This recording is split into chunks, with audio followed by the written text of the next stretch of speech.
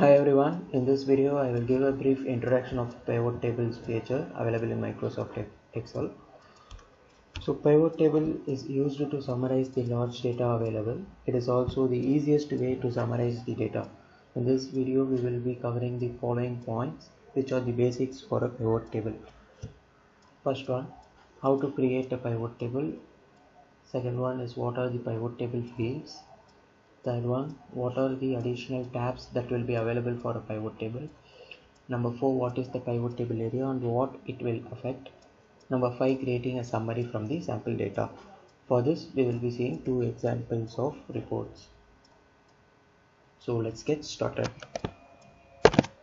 This is the sample data I am going to use to illustrate the use of pivot table and related features. For your information, this is the data used for explaining the features of advanced filter.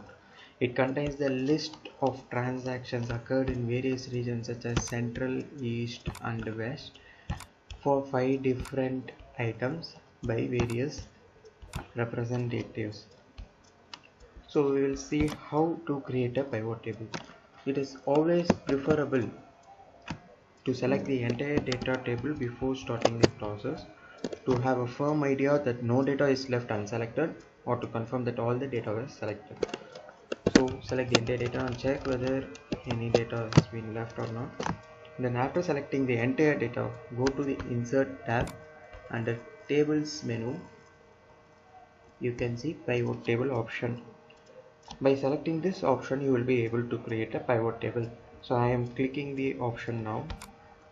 So you can see the requirements for creating a pivot table. So first one is we need to select the table or range. This is the range of the original data. Since we selected the range before starting the pivot creation, this field will be filled as the same range we selected. Therefore, we need not change the range came here. The next step is to mention where should the pivot table come. So we have two options here, in a new worksheet or in an existing location. So existing location can be mentioned to a cell from where the pivot table should start.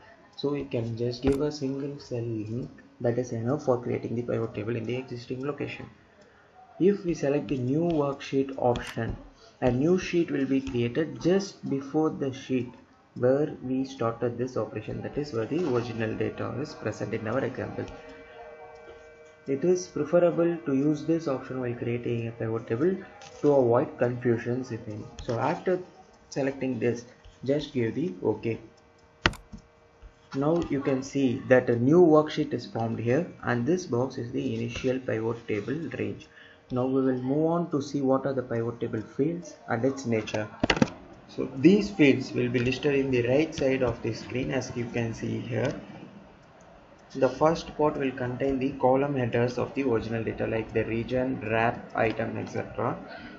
This will come automatically. For this, every column header should have a value in the original data here. Otherwise, a pivot table cannot be created.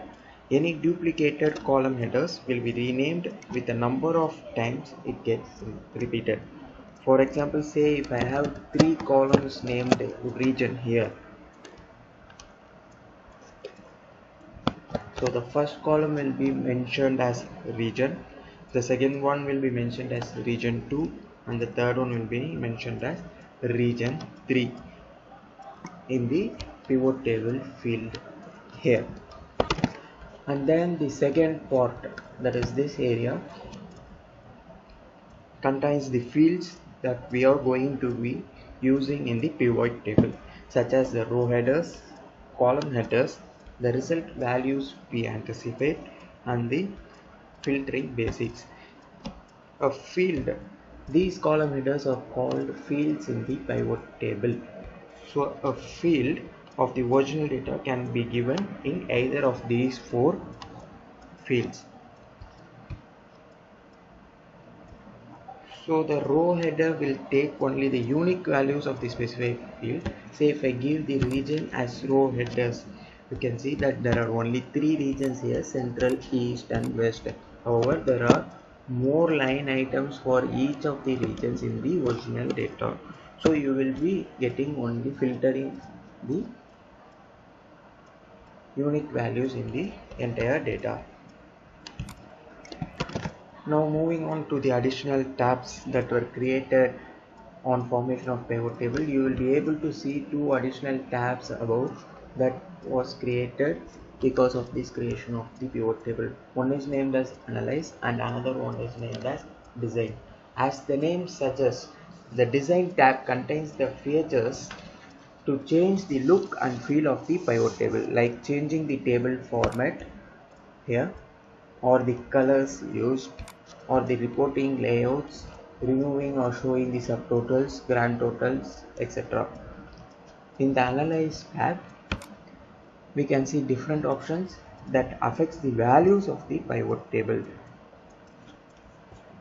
The pivot table name can be changed here,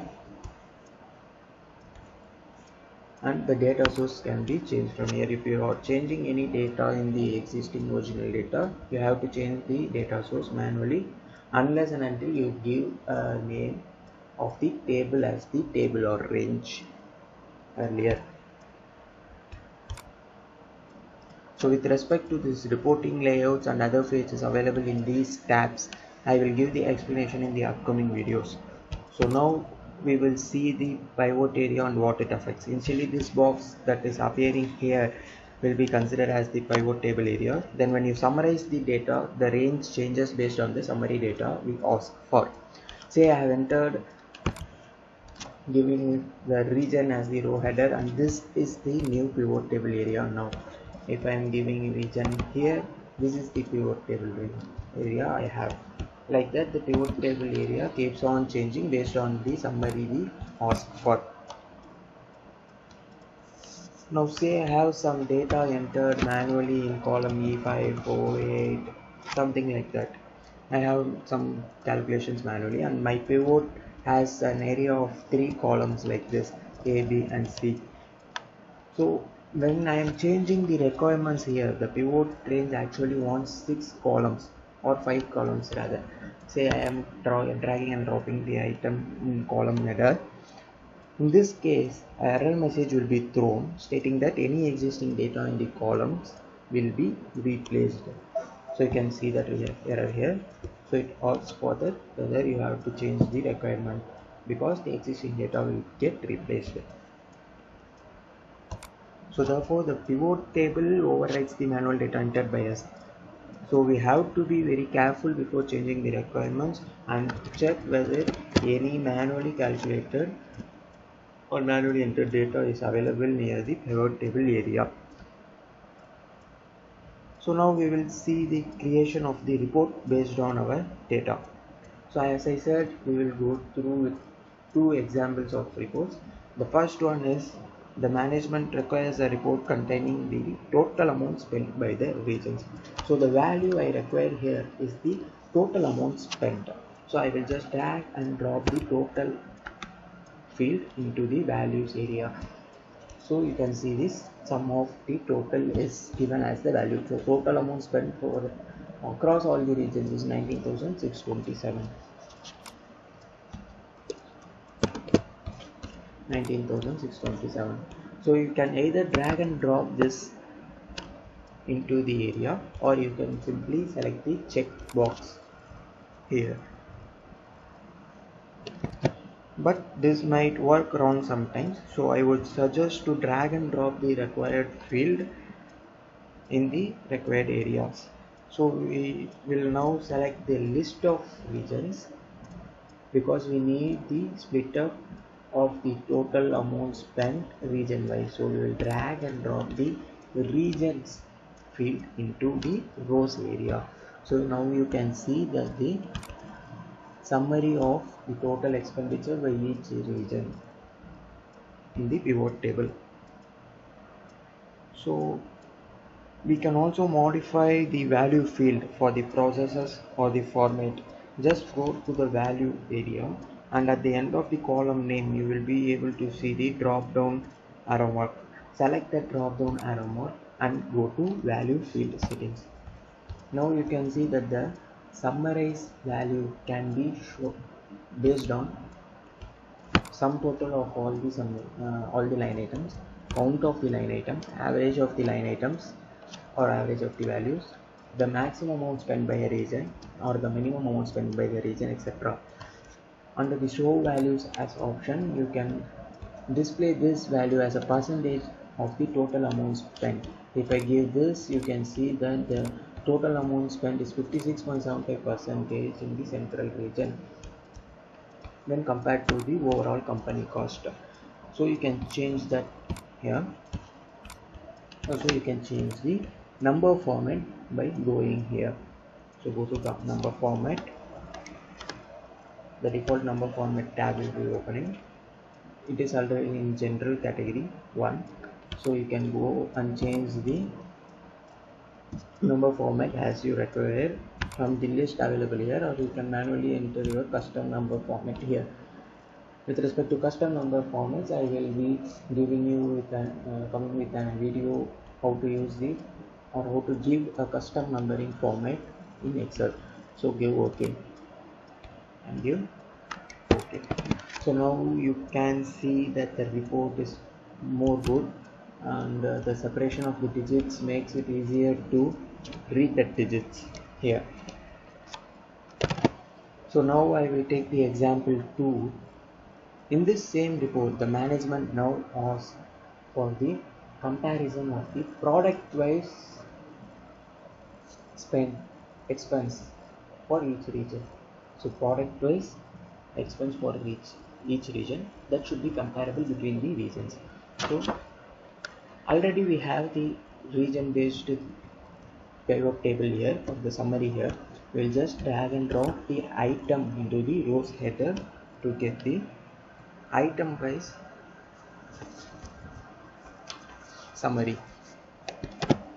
So now this is the report. You see this is not comparable. So making the report comparable, we need to give either of these two row headers as a column header.